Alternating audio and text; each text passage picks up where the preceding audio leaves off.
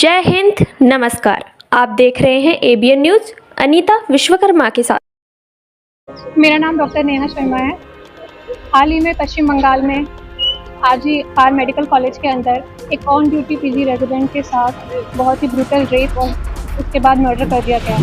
और उसके बाद उस इंसिडेंट को छिपाने के लिए उनके पेरेंट्स को सुसाइड का नाम दे करके उन्हें 3 घंटे पहले वेट कराया। उसके बाद जब पोस्टमार्टम हुआ, जब ये मामला आगे आया, तब जा कर के उनका पोस्टमार्टम हुआ। और फिर उसके बाद उनके फेस पर मल्टीपल स्क्रैचेस, आंखों से, विजाइना से, हर जगह से ब्लीडिंग हो रही थी। इवन उनके जो लेग्स थे वो 90 डिग्री के एंगल पर थे, विच कांट हैपन जब तक कि पेल्विक गर्डल का फ्रैक्चर नहीं कर दिया जाए। तो उस पूरे इंसिडेंट के अंदर डेफिनेटली एक इंसान से ज़्यादा थे।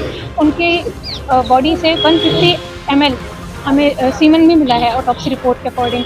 और ये एक इंसान का काम नहीं हो सकता। It was a gang rape and then brutally murdered and she was tortured. उसके बाद गवर्नमेंट इस चीज़ को छिपाने की कोशिश कर रही है और हम चाहते हैं कि उन्हें जस्टिस मिले। और जब तक उस चीज़ का मतलब पूरा वो नहीं हो जाता, न्याय नहीं मिल जाता, तब तक ये जो हड़ताल है चलती रहेगी। और इसीलिए पूरे देश के जितने भी डॉक्टर्स हैं वो उनके समर्थन में हैं। We want justice and we want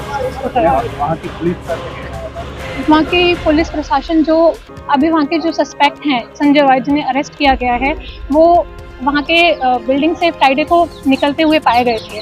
और वहाँ पर एक ब्लूटूथ डिवाइस मिला था जिससे उनका मोबाइल फ़ोन जब उन्हें पकड़ा गया, क्योंकि वो थोड़ा संदिग्ध मिल रहे थे, घूम रहे थे, तो उन्हें जब अरेस्ट किया गया तो उससे वो मतलब कनेक्ट हो गया ब्लूटूथ डिवाइस। पर बात यह है कि वो इंसान खुद एक सिविल वॉलंटियर है कैलकाटा पुलिस के, तो उन्हें कभी भी हॉस्पिटल में आने जाने की परमिशन थी। और सबसे बड़ी बात, वो इस तरह की घटिया हरकत करने के बाद में पुलिस प्रशासन का जो शेल्टर होता है वहीं पे जाकर के वो इंसान वहाँ जाकर के सो गया। बिकॉज लॉ की तो हमारे देश में कोई वैल्यू ही नहीं बची है। क्रिमिनल्स इतने बड़े बड़े क्राइम करने के बाद ये जानते हैं कि न्याय तो मिलेगा नहीं, और उसके बाद अगर मिलेगा तो इस चीज़ में कई साल लग जाएंगे। तो वो इंसान इस तरह की घटिया हरकत करने के बाद सो गया। और इसलिए फ़िलहाल ये जो हाई कोर्ट है, वहाँ के हाई कोर्ट ने, कैलकाटा हाई कोर्ट ने इस पूरे मामले को सीबीआई को सौंप दिया है। और सबसे बड़ी बात, सीबीआई के वहाँ पर आने से पहले ही पूरी की पूरी बिल्डिंग के अंदर 2 से 3 हज़ार की संख्या में मॉब आकर के इकट्ठी हो गई और उसने वहाँ पे जितने भी एविडेंसेस थे उनको टेम्पर करने के लिए पूरे हॉस्पिटल के अंदर तोड़-फोड़ कर दी। डॉक्टर्स के ऊपर अटैक किया गया और इसलिए वेस्ट बंगाल की पुलिस के फिलहाल कोई उम्मीदें बची नहीं है। इसलिए हम लोग यहाँ पर पूरे देश के लोग प्रोटेस्ट कर रहे हैं, जिससे कि इस पूरे मामला की जल्द से जल्द जाँच हो और जो भी क्रिमिनल्स हैं उनको अरेस्ट किया जाए, उनको पनिशमेंट मिले, इवन उनको तो फांसी दे देनी चाहिए। आवाज़ और बुलंद हो, उसके लिए आगे का क्या करते हैं? जब तक हम लोगों को न्याय नहीं मिलेगा, जब तक उस पूरी प्रशासन मतलब इस पूरी मामले की जांच नहीं हो जाती और जब तक कि आरोपियों को सजा नहीं मिल जाती, तब तक अनिश्चितकालीन तौर पे हड़ताल चलती रहेगी।